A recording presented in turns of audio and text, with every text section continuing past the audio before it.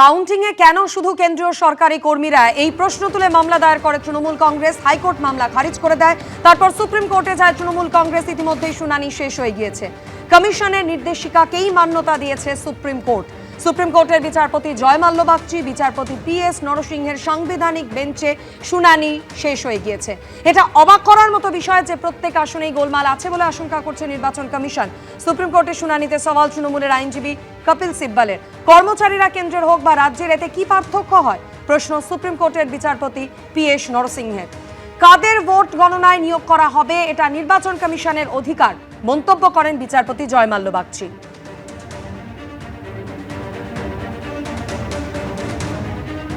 বর্তমানে অভিযোগ উঠছে যে স্ট্রং রুমে যথেষ্ট নিরাপত্তার অভাব রয়েছে। বিজেপি প্রার্থী একটি ভিডিও প্রকাশ করেছেন যেখানে দেখা যাচ্ছে এক ব্যক্তি স্ট্রং রুমের দেওয়াল বেয়ে ছাদে উঠছেন।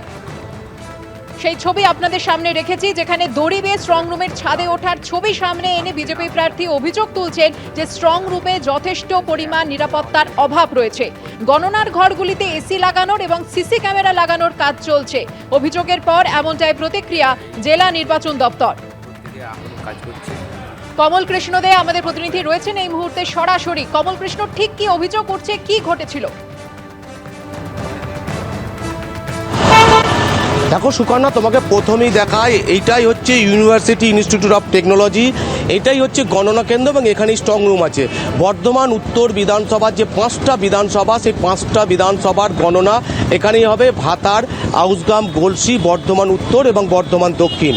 এবং গতকাল রাত্রিবেলাতে বর্ধমান উত্তরের বিজেপি প্রার্থী তিনি একটি ভিডিও দেখান এবং সেই ভিডিওতে তিনি যেটা দেখাচ্ছেন যে এক গণনা কেন্দ্রের ওপরে একজন দড়ি বেয়ে উঠছে এবং ছাদের মধ্যে একজন আছে। এবং এইটা দেখেই কিন্তু তারপরে তিনি প্রশ্ন তোলেন নিরাপত্তা নিয়ে। এবং এই সঞ্জয় দাস, যিনি বর্ধমান উত্তরের বিজেপি প্রার্থী, বর্তমানে তিনি গণনা কেন্দ্রের সামনে আছে এবং কথা বলবো তার সাথে। কি নিয়ে প্রশ্ন, কি নিরাপত্তার অভাব বোধ করছে? দেখুন, পরশু দিনকে যখন ইভিএম ব্যালট এলো সন্ধ্যে 6:30টার সময়, সেদিন থেকেই আমি এখানে আছি। গতকালে কি সেদিন থেকেই যা মানে এখানে পরিস্থিতি আমি বুঝছিলাম যে এখানে একটা গরমিল হতে পারে। কারণ হচ্ছে এখানকার যিনি এখন বর্তমান বিধায়ক নিশীথ মালিক, খোকন দাস সব ওপারে দলবল নিয়ে যেভাবে রাস্তায় গ্যাঞ্জাম করছে, এই গ্যাঞ্জামের পরিপ্রেক্ষিতে ওরা যে ঢুকছে না ভেতরে তার কোনো গ্যারান্টি নেই। একদম স্বভাবতই তোমাকে আজকে দেখাবো যে বর্তমানের যে কি নিরাপত্তার ছবিটা। এরকম এই গেটে মূল গেট, এই গেটে কিন্তু সশস্ত্র রাজ্য পুলিশের নিরাপত্তা একদম, তারা সর্বসময়ের জন্য আছেন।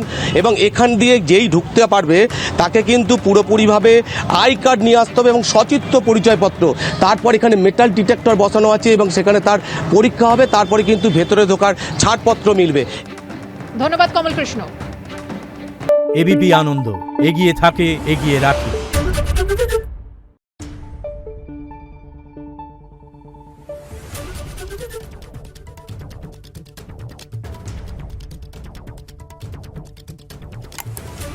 Thank you.